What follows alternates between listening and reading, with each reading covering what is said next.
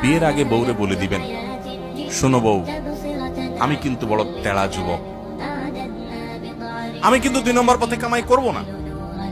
অতএব অন্য মানুষদের বউদের মতো সকাল বিকাল শাড়ি পাল্টাবা আর 3 পিস পাল্টাবা, মার্কেটে যায় কেনার পরে বলবা শুধু কার্ডের ঘষা দেন আর বিল দেওয়া হয়ে যাবে, এগুলো কিন্তু আমার দ্বারা হবে না। আমি কিন্তু হালাল খোর, আমি হারাম খোর না। বলা যাবে না ইনশাল্লাহ? হবু বউরে বলে দিতে পারবেন না? বেশিরভাগ ক্ষেত্রে দেখবেন ওই মেয়ে বলবে, আব্বু না, সমস্যা আছে ছেলে, কারণ তার দরকার কি? একটা চোর। তার দরকার একটা চোর, তার দরকার একটা ঘুষখোর, তার দরকার একটা দুর্নীতিবাজ, তার দরকার একটা টিন চোর, তার দরকার একটা গম চোর।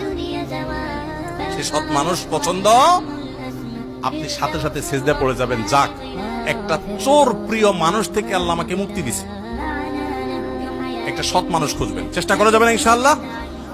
অসৎ হওয়ার জন্য যোগ্যতা লাগে না, অসৎ হওয়ার জন্য যোগ্যতা, চোর হওয়ার জন্য যোগ্যতা লাগে না, সৎ হওয়ার জন্য যোগ্যতা লাগে।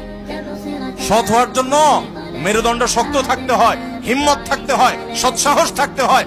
বাবাকে বলতে হয়, বাবা আমি চুরি করব না। তুমি অসন্তুষ্ট থাকতে পারো, বাবা আমি 2 নম্বর জিনিস তোমাকে খাওয়াবো না। আমাকে অন্যদের উদাহরণ দিবা না, আমাকে সৎ মানুষের উদাহরণ দাও। যুবকরা বলা যাবে না বাবাকে ইনশাআল্লাহ? বেয়াদবি করা ছাড়া সুন্দরভাবে বলা যাবে না? আল্লাহ আমাদের সবাইকে তৌফিক দান করুন।